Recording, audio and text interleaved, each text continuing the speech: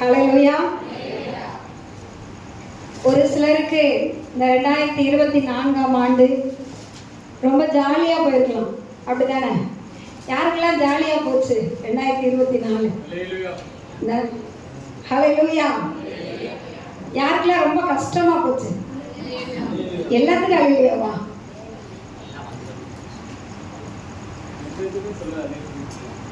இந்த 2024ல ஒரு முறை கூட நான் அழுகவே இல்லை அப்படிங்கிறவங்க ஒரு ஹல்லேலூயா சொல்லுங்க. என்னாச்சு? அழுதுருக்கீங்க. ஒரு நாள் கூட நான் அழுகாம இல்லை அப்படிங்கிறவங்க ஒரு ஹல்லேலூயா சொல்லுங்க. ஹல்லேலூயா. ஆமென். ஏன்னா வாழ்க்கை என்பது இன்பம் துன்பம் நல்லது கெட்டது எல்லாம் கடந்துதான் எல்லாவற்றும் என்ன வரும், வரதான் செய்யும். ஹல்லேலூயா. ஆனால் வருடத்தை ஆரம்பித்தோம், வருடத்தை முடிக்க போறோம், அப்படிதானே? இந்த ஒரு வருட காலத்திலே நாம் எப்படி ஆண்டவருக்கு இருந்தோம், ஆண்டவர் எப்படி நமக்கு இருந்தார் நினைச்சு பார்த்தீங்களா? வீட்டில்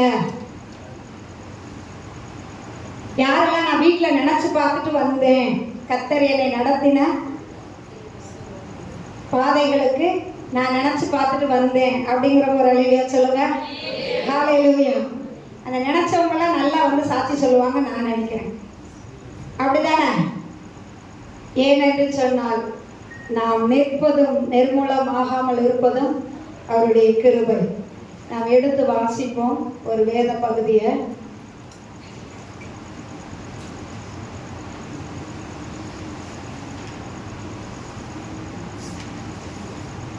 சங்கீதங்களின் புஸ்தகம் 22வது சங்கீதம் 23வது வசனம்.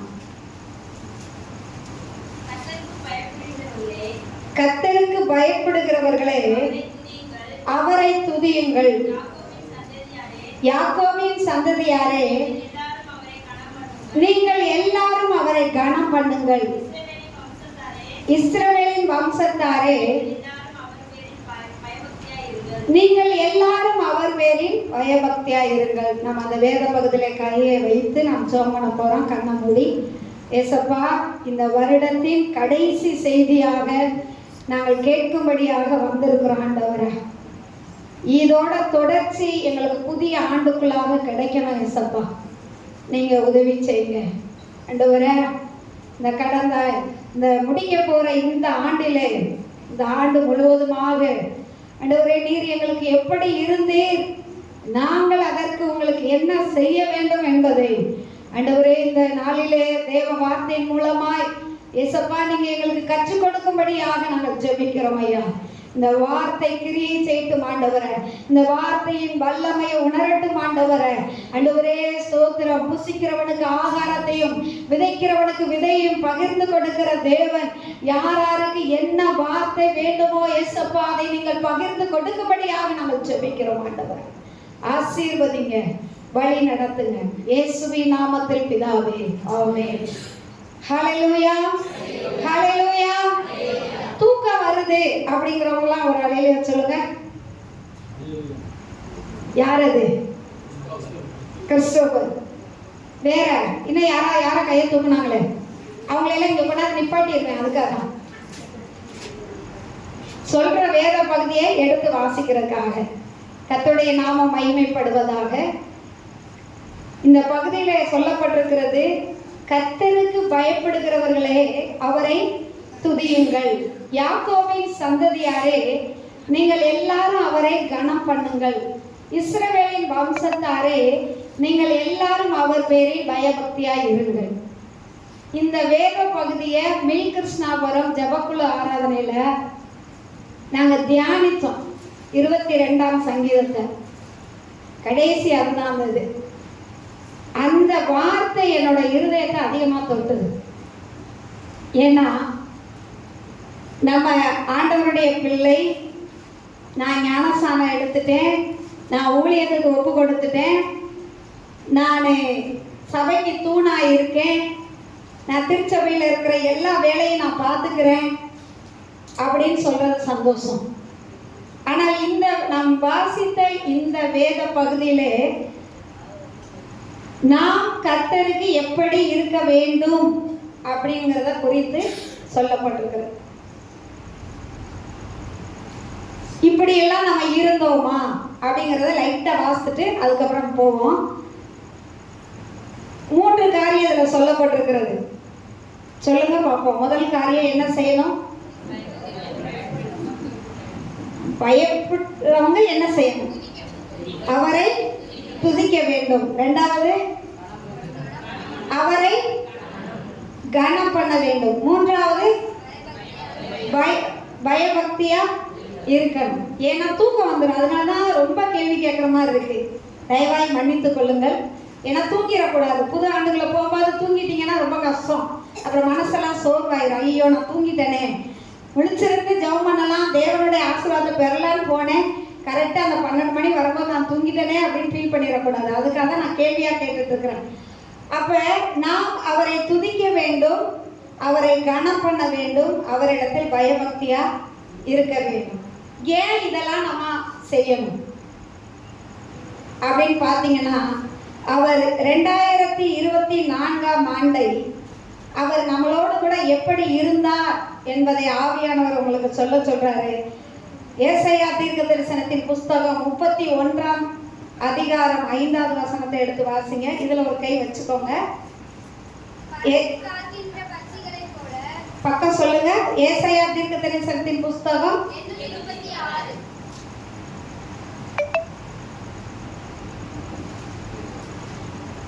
836 வாசிங்க. பறந்து காக்கிற பட்சிகளை போல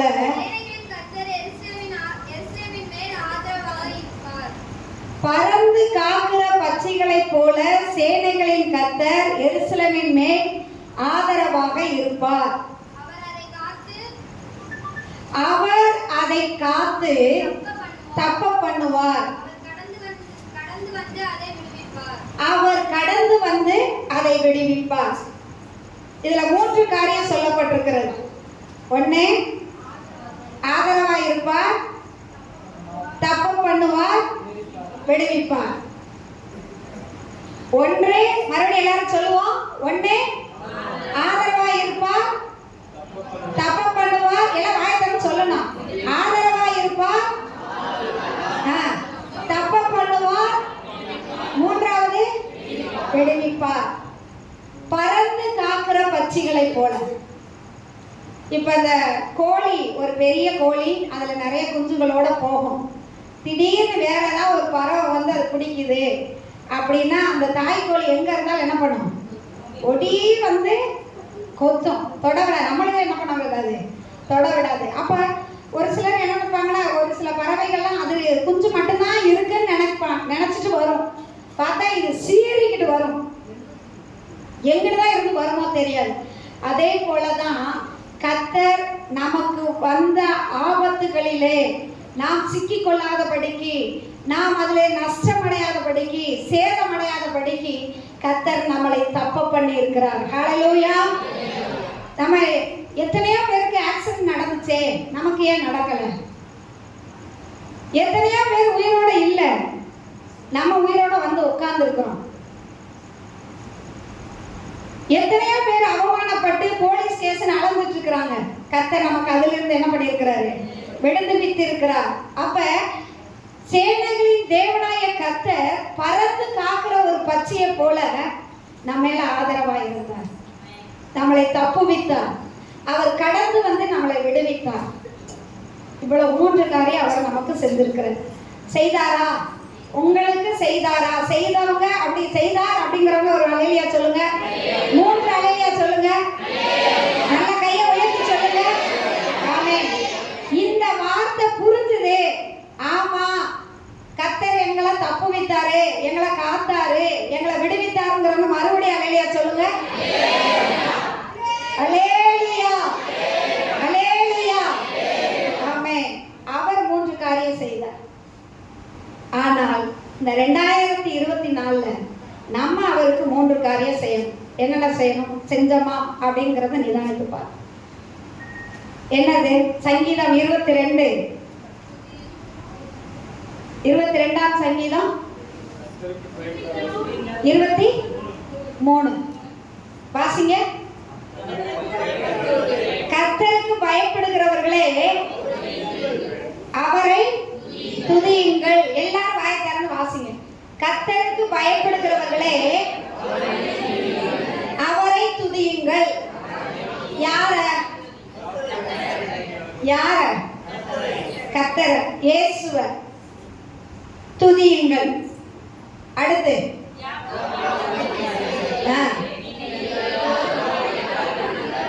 யாக்கோபின் சந்ததியாரே நீங்கள் எல்லாரும் அவரை கனம் பண்ணுங்க. யார? இயேசு சாமியை கனம் பண்ணுங்க. அடுத்து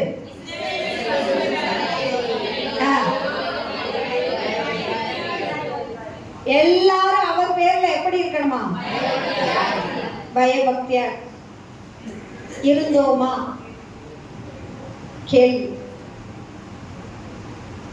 அவர் இருந்தார், நம்மளை தப்புவித்தார், விடுவித்தார், காத்தார். அதனால ஜீவனோட வந்து உட்கார்ந்துருக்கோம். நம்ம இருந்தோமா? அவரை துதித்தோமா? என்ன துதிக்கலையா யாரும்? சொல்லுங்க. எதுலயா மாட்டி விட்டுருவாங்க பாஸ்டர்மா, அதனால வாயை திறக்க.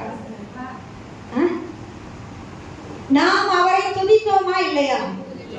துதித்தோம். ஹல்லேலூயா, ஆமென். கர்த்தரை நாம் எக்காலத்திலும் ஸ்தோத்தரிப்பேன், அவர் துதி எப்போது என் வாயில இருக்கும். கர்த்தரை நான் எக்காலத்திலும் ஸ்தோத்தரிப்பேன், அவர் துதி எப்போதும் என் வாயில இருக்கும். இந்த சங்கீதம் 32:1 எடுத்து வாசிங்க. 34:1 சாரி 34:1.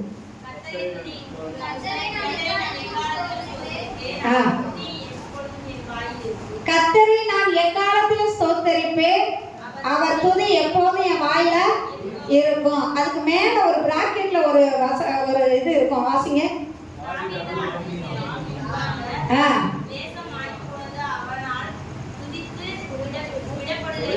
துரத்தி விடப்படுகையில் தாவீது அப்சலோமுக்கு பயந்து ஓடி போகும்போது அவனால ராஜாங்கத்தை விட்டு துரத்தி வெளியில போயிட்டான்.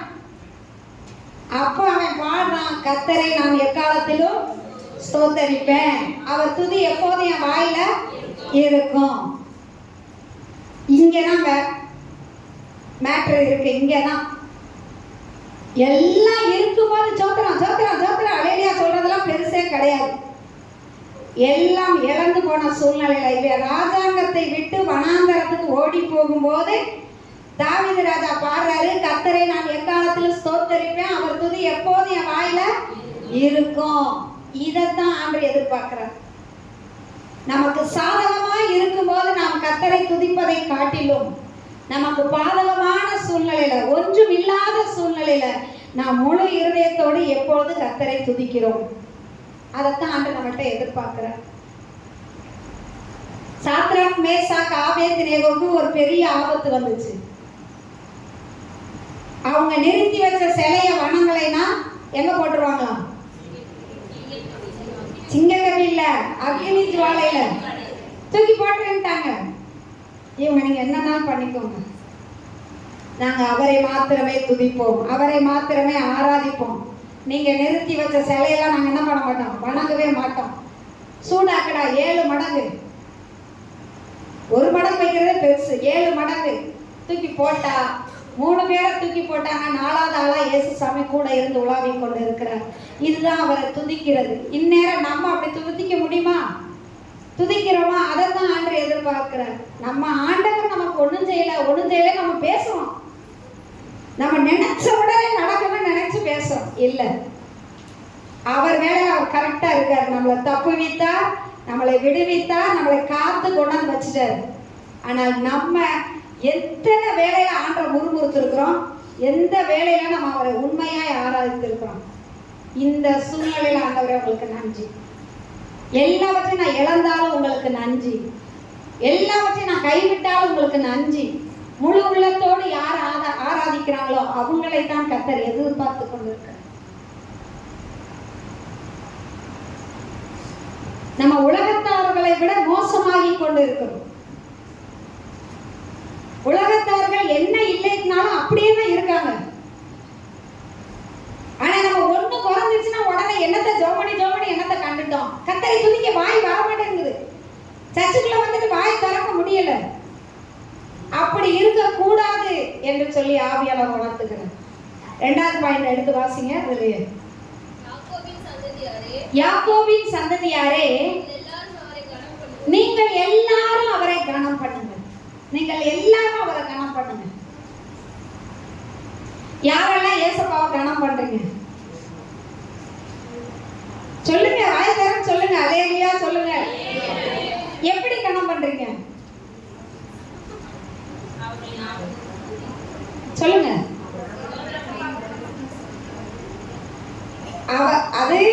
அவரை துதிக்கிறத பத்தி நான் சொல்லிட்டேன். கனம் பண்றது அவர் சொல்லுங்க. அவர் வார்த்தையை கேட்டு அதன்படி நடக்கிறத நம்ம அவரை கனம் பண்றோம். எல்லாரும் கனம் பண்ணுங்கள், நல்லதுதான். அப்ப அந்த கனம் பண்றது எப்படி என்று சொன்னால், பாப்பா இங்க பாருங்கயா, பேசக்கூடாது. என்ன கனம் பண்றது என்னன்னா, ஆண்டவருடைய வார்த்தையை கேட்டுட்டு அதன்படி கீழ்ப்படியணும். அப்பதான் நம்ம அவரை கனம் பண்றோம்னு அர்த்தம். இல்லைன்னா கனம் பண்ணல. மார்க் எழுதின சுவிசேஷம் எடுத்து வாசிப்போம். 7ஆம் அதிகாரம் 6வது வசனத்தை வாசிங்க.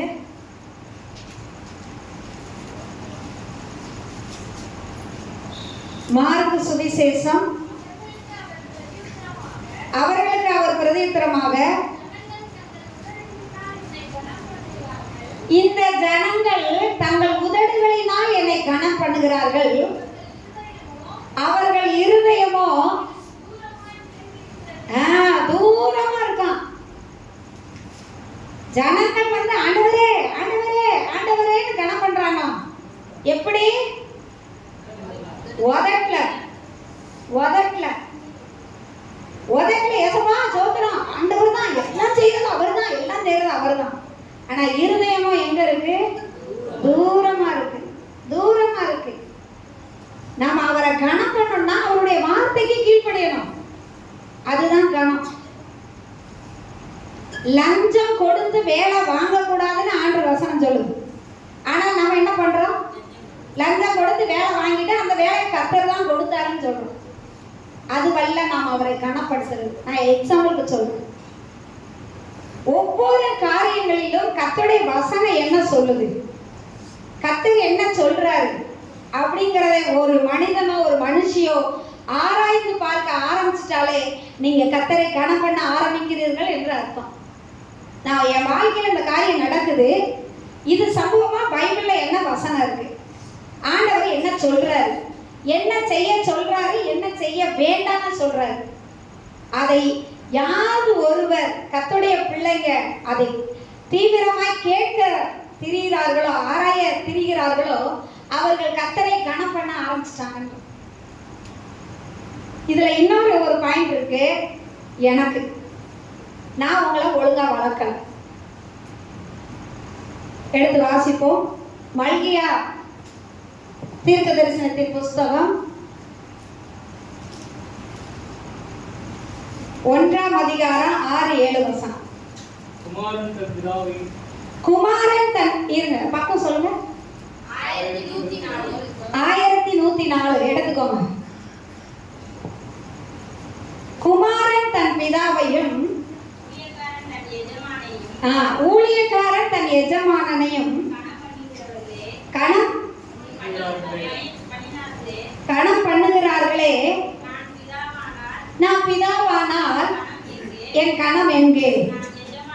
நான் எஜமானனானால் எனக்கு பயப்படும் பயம் எங்கே?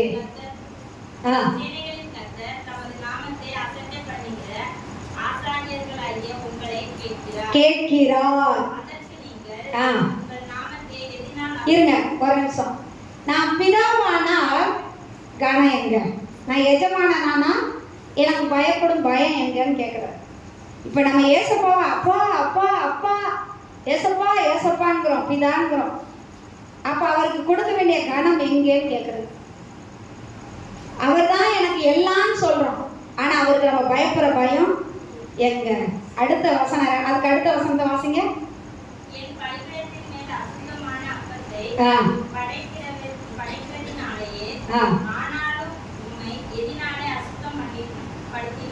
பாருங்க, அதாவது அந்த நாட்கள்ல, பழைய பாட்டு நாட்கள்ல பலி செலுத்துறதுக்கு ஜனங்கள் வந்து கொண்டு வருகிற காணிக்கை வந்து தரமா இருக்கணும், பழுது இல்லாம இருக்கணும்.